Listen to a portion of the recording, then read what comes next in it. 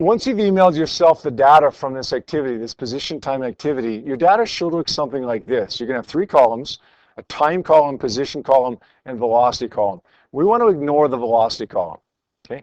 We want to ignore that because it gives you the instantaneous velocity at certain moments, not an average velocity. We want the average. Now, this is idealized data. This is data that I made up. So, of course, we're getting perfect numbers here for velocity, okay?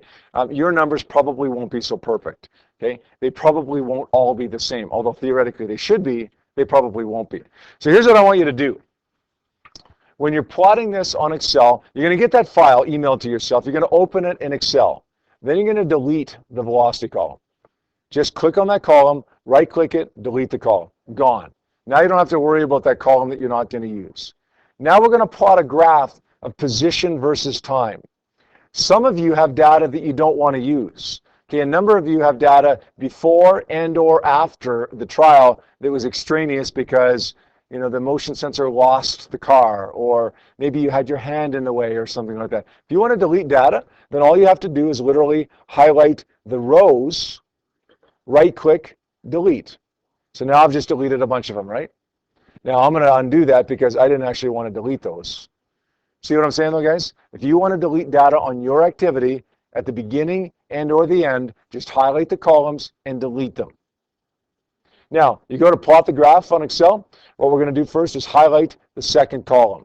Okay, that's going to be our y-axis. Now we're going to go insert, and we're going to insert a scatter plot. Okay, that's a graph, but there's lots of types of graphs. You only want to insert a scatter plot. And you're going to pick the first option here with no lines on it. Okay, it's going to look something like this.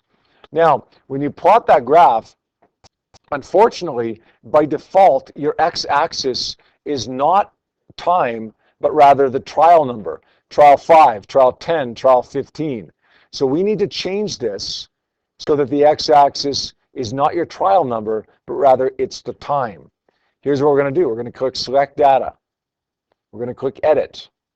Now you can see on the y-axis, my Series Y values are already this column. I want to click on Series X values to get this column.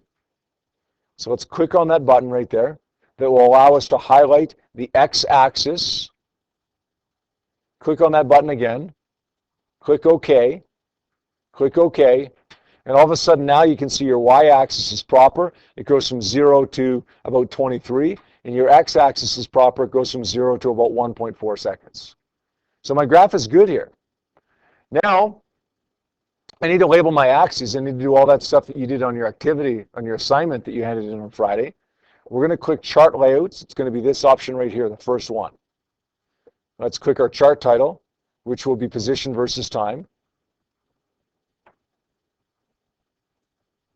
Let's click our x-axis. That's going to be time, and don't forget to put your units in there. It's going to be in seconds.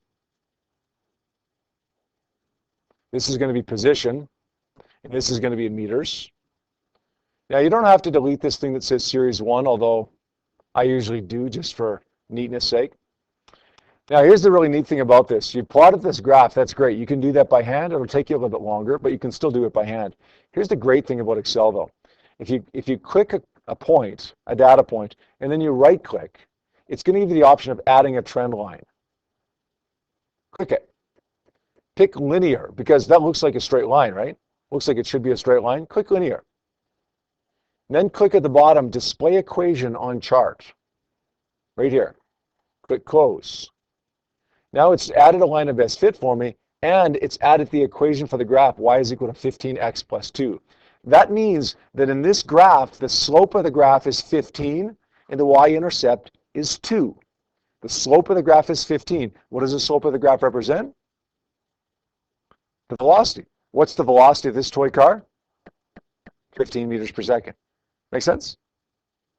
You're pretty much done. Now, literally, all you have to do in order to insert this into your Google Doc, which you're going to hand it in that way, is literally click on the graph.